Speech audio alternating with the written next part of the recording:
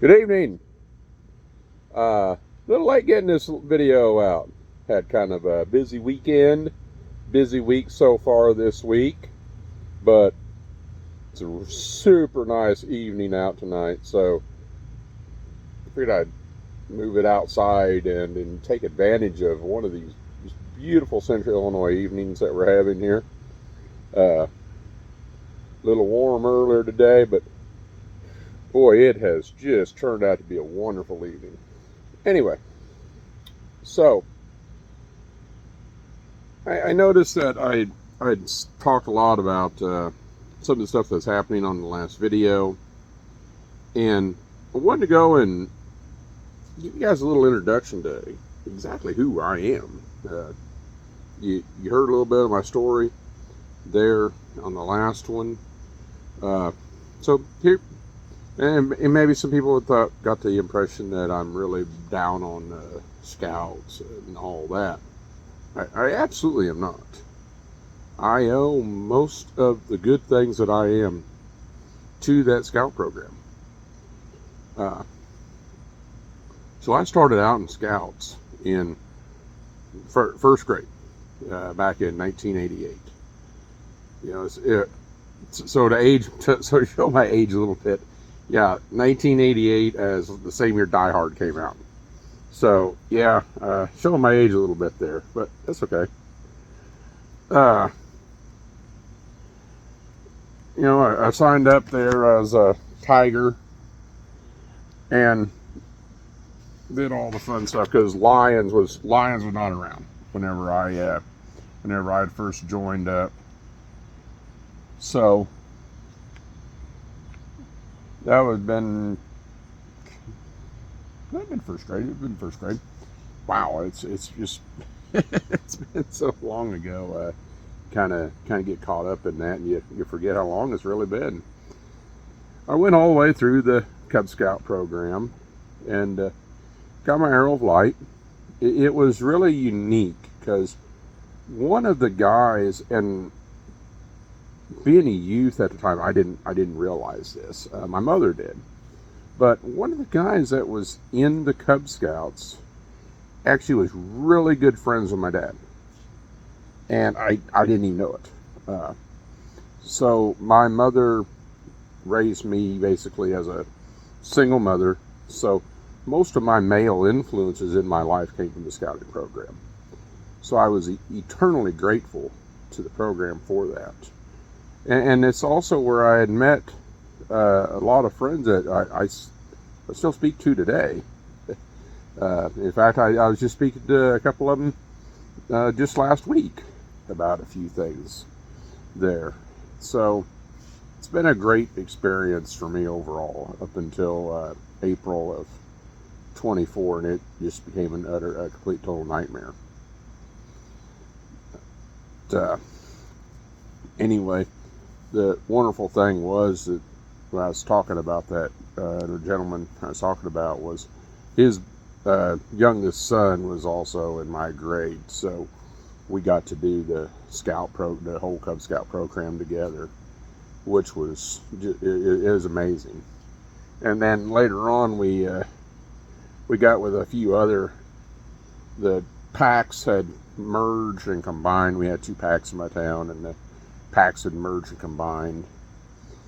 And another gentleman that was there, his dad used to be the scoutmaster in the local unit years ago. He had come up through there, went to like the 1973 Jamboree. Just a lot of incredible stuff there. And there's two, maybe three of us that come through, crossed over together, and we made it all the way to Eagle together, which was I thought was great there. Then crossed over. I still remember the night I had crossed over.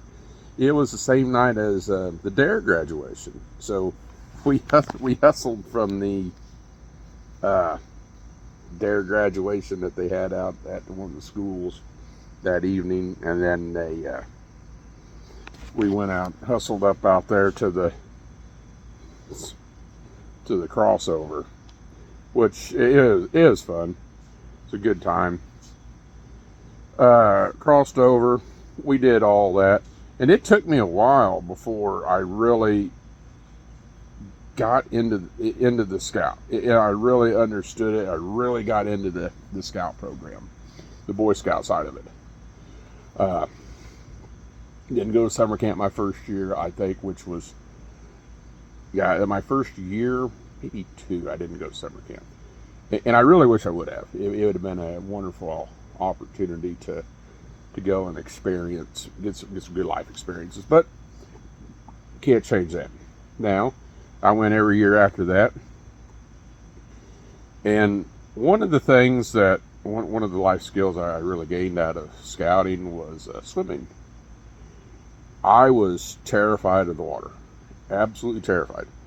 And luckily, an older scout, and he's actually just a year older than me. And we actually ended up having our Eagle Board reviews the same evening. And just in amazing coincidence, 7 years later, we ended up getting married on the same day. It was just wild how some of this stuff happens here. But he went and he took the time, and he would go into the local YMCA, and he would work with me and help me learn how to swim. So of all the stuff I did as scouts, I think that was probably one of the more challenging things, was getting over that fear of water. And then later on, I mile swim and a lot of other stuff. And, I took more swim lessons and got stronger, and mile swim become actually not that big of a thing. It's kind of easy to do, especially you just take your time, slow down. It's not a race. So I'm eternally grateful for the Scout program for what it's done for me. We slogged through, and Mother had a interesting way of encouraging me. Mother would go and say, well, you probably won't get that eagle. You probably won't get that. So then that became I'll show you. I will show you now. And I showed her. I got it. And this was back in 99 whenever I got mine. So you had to wait 3 months between eagle palms. You get your merit badges. You get all your merit badges and then serve your time in leadership positions. But then you still have to wait your 3 months, and then you get your palms. So I served the time, and for a very long time, I was the highest ranked scout in our unit. I think it finally got passed up just not too many years ago by another youth that he got a second bronze palm, I believe, or maybe he got a second gold. But I was the only one that had ever had time and then showed the initiative and did any of the palms there. My scoutmaster at the time was one of the ones that initially reformed the unit in Clinton. So, and Melvin was kind of a unique person. He had no daughters. He had no sons. He had all daughters. So, the idea that he's out there taking all of us kids on camp outs, doing all this stuff, and just dedicating so much of his time and his life to us was just amazing. I think he probably looked at quite a few of us as his own. We're probably his sons in many ways, sons that he never had. And I really took that to heart. Melvin looked out for me so much. And whenever we did my Eagle Court of Honor, they weren't doing the Eagle Mentor pins whenever that has going on. So I had my mother go and buy an extra dad tie tack to give to Melvin whenever I got my Eagle. So this way, he could he could go and take some pride and say, yeah, he had it.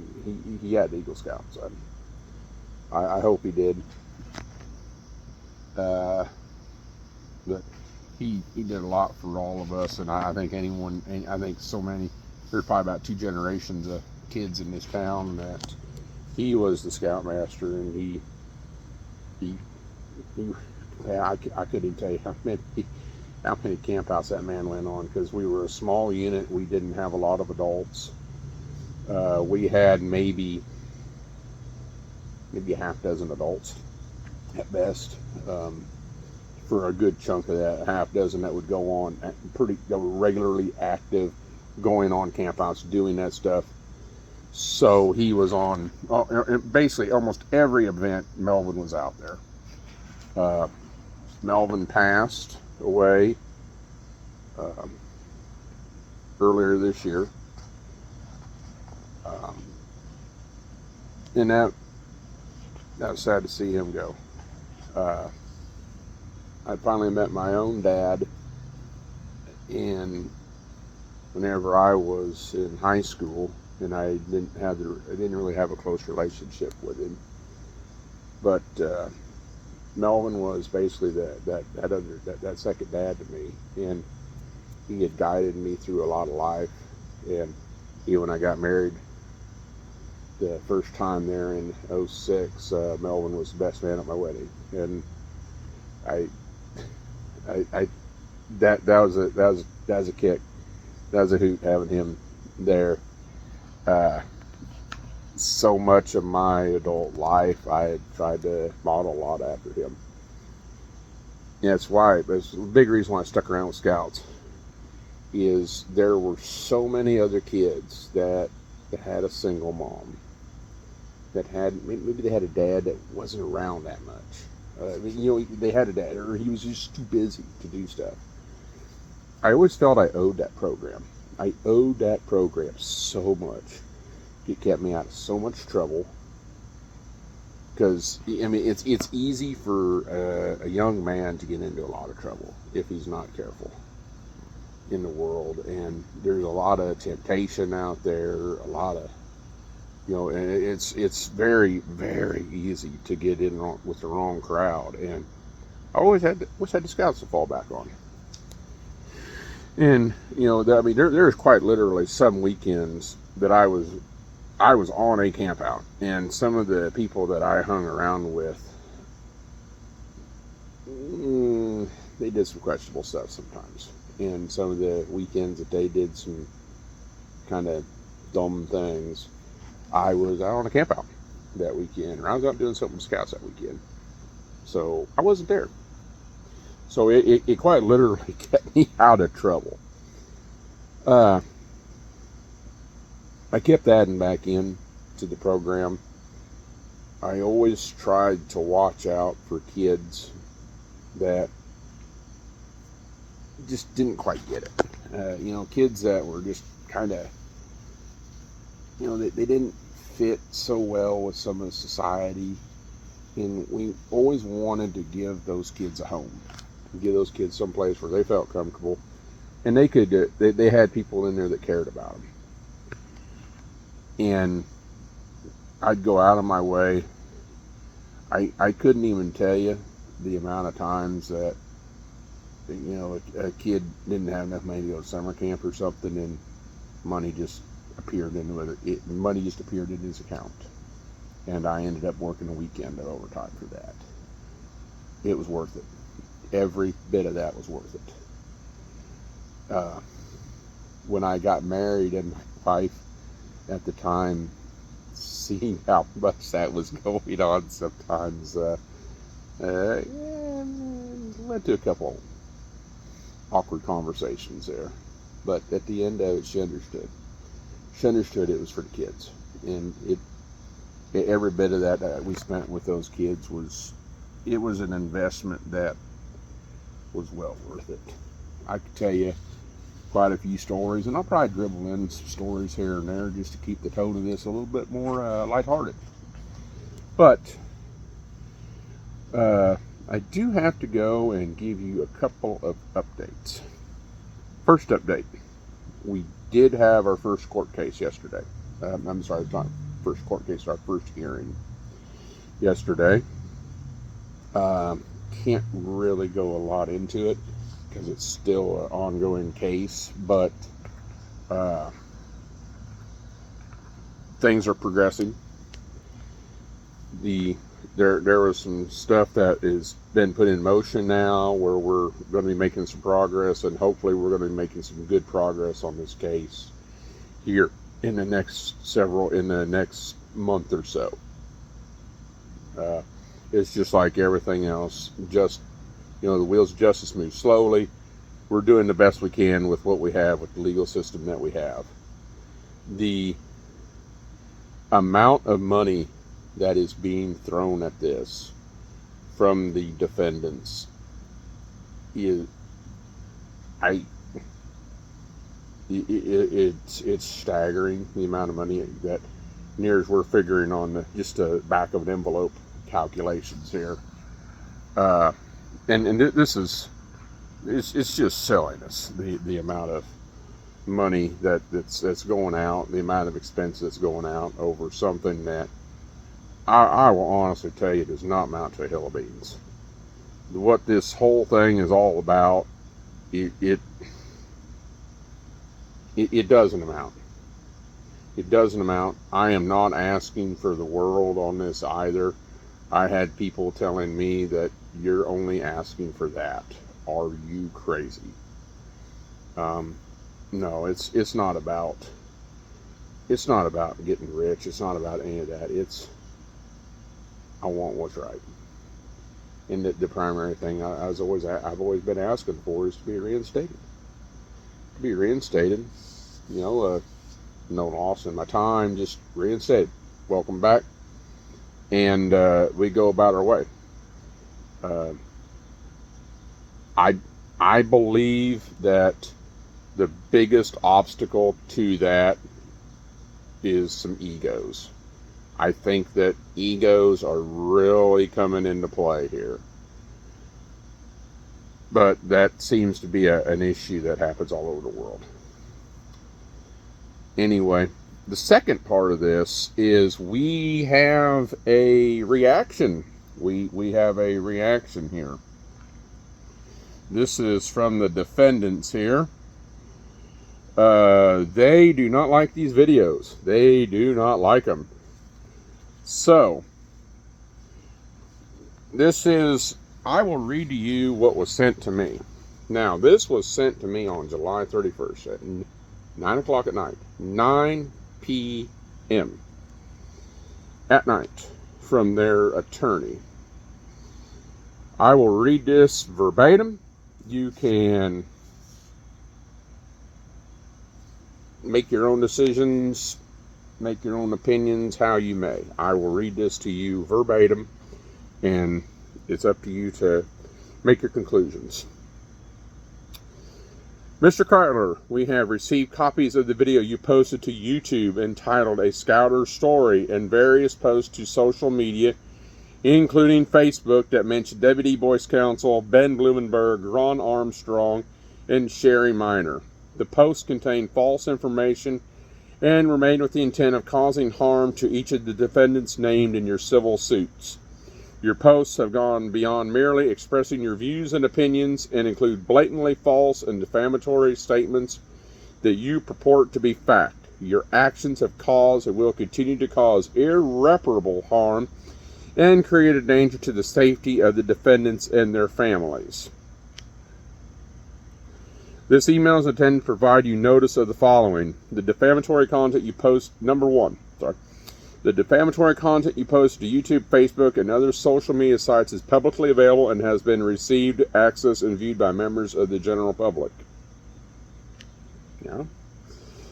The defamatory content you posted to YouTube, Facebook, and social media sites is false and will cause irreparable harm to Deputy Boyce Counsel, Ben Blumenberg, Ron Armstrong, and Sherry Minor.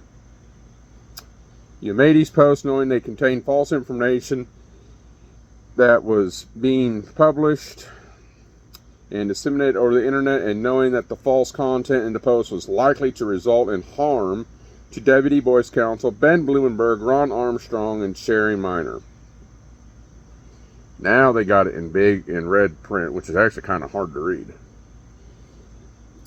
Please remove all videos, posts, blogs, articles, or other content posted on any websites or social media accounts that contain false and defamatory statements related to Deputy Boyce Counsel Ben Blumenberg, Ron Armstrong, and Sherry Minor, and refrain from posting any further false information about the defendants. We'll also seek to hold you accountable for any harm that results from the actions of third parties who have accessed, used, and acted on the false information you are posting. If you refuse to remove the information and continue posting defamatory statements, we will take appropriate action to continue to protect the interests of all concerned parties. And that is from their attorney at 9 p.m. on Thursday, July 31st. All right, so we've read their thing. I bet that email was not cheap to send out at 9 p.m. on a Thursday night. Wow. We are really spending money on attorneys there.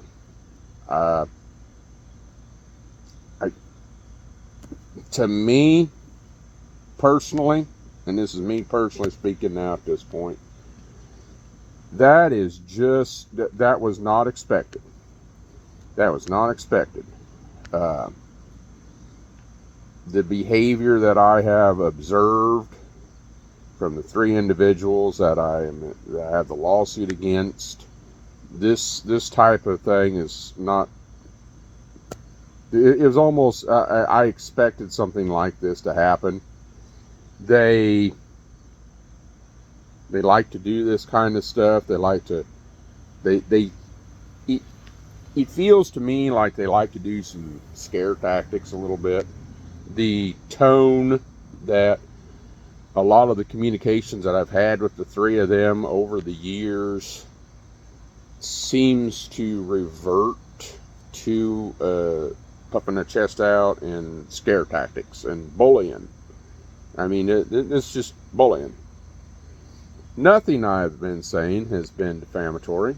Nothing is libel. I can back my stuff up. If I have said something that was based off of a conclusion, based off of facts that I've gathered, I've been pretty clear saying it. Now,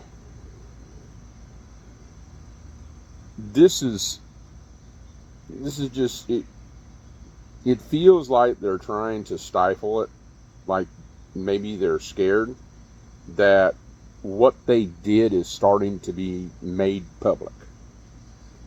I think that's what it is. I genuinely believe that that's what it is.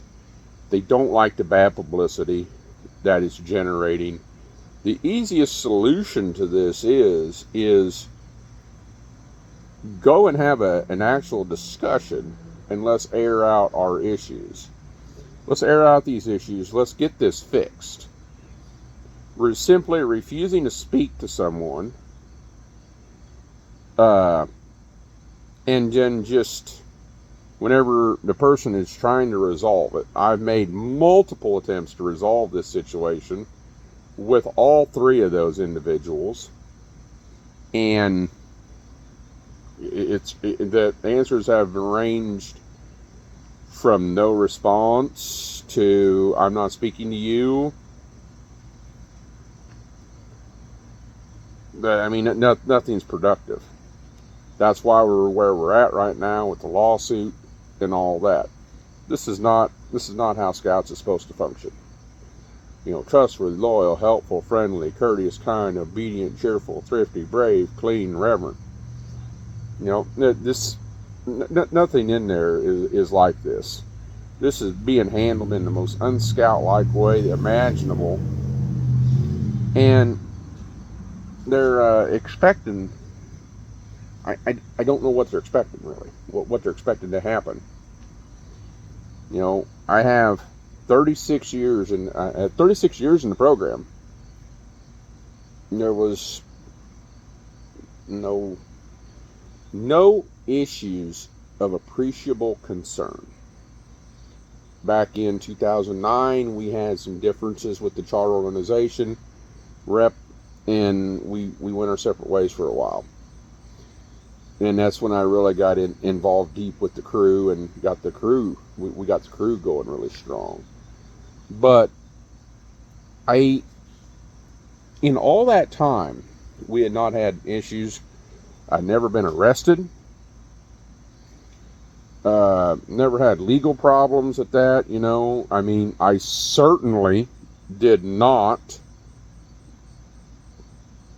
get orders of protection put against me, let alone multiple orders of protection, like one of the defendants in the case did, and they still allowed that individual to be in there as a scoutmaster in there. One of those incidents, we'll go through it later on, we had the police report.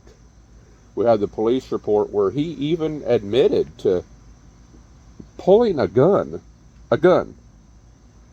pulling a firearm on his own stepdaughter. His own stepdaughter pulled a firearm on there. This was reported, and all of this was reported.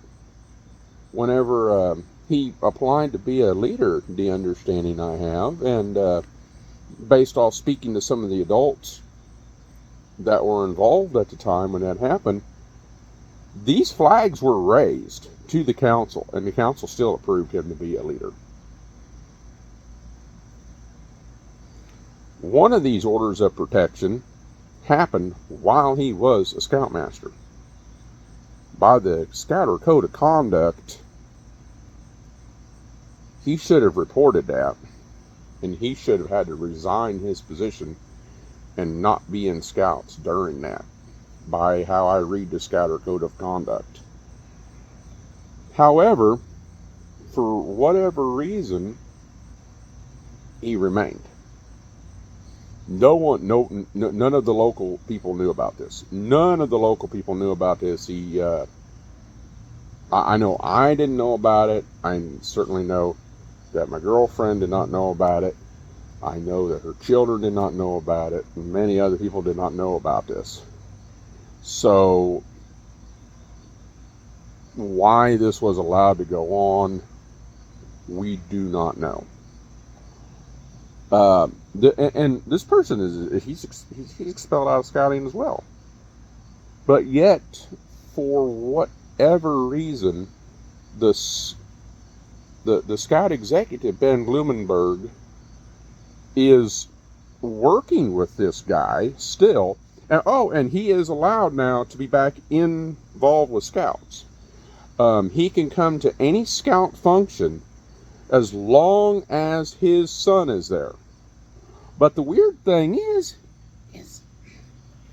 his son turned 18 and aged out.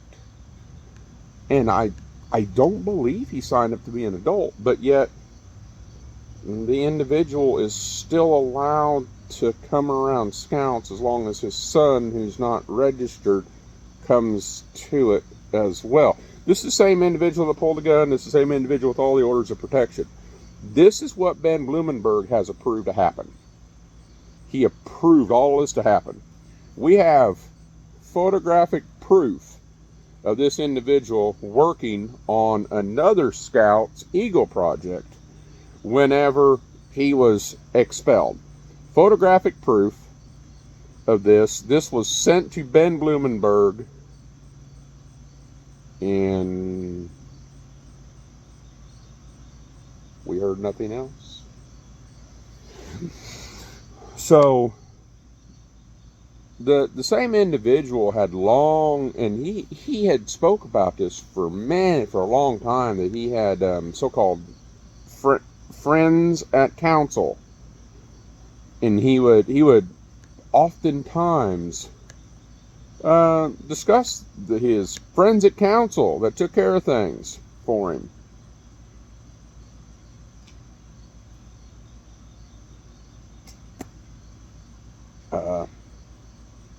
it sure seems like his friend's account, he had a pretty highly placed friend at council, it would seem. Why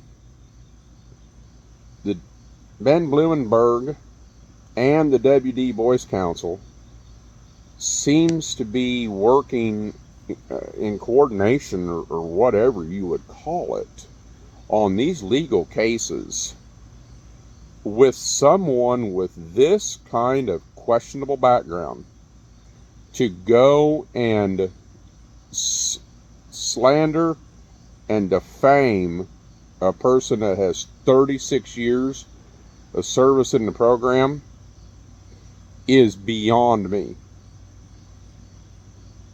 I cannot explain it. But every bit of the lawsuit, that email I just read you, the attorneys that they are using is actually the same attorneys that the Boy Scout National, Scouting America, what do you call them now, used to take them through bankruptcy. So it is either an incredibly amazing coincidence that they are all using the same exact attorney, or there's some sort of coordination going on there. I have no idea what it is. I cannot say. Of all the attorneys in the country, how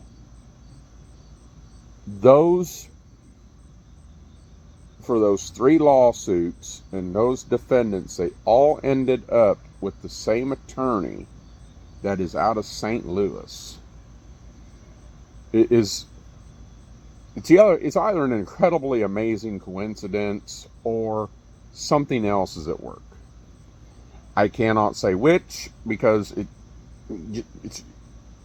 I don't have the information. So, with that, there in closing, we are right there. We just actually, I went over my goal mark. I want to try to keep these to about a half hour if I can.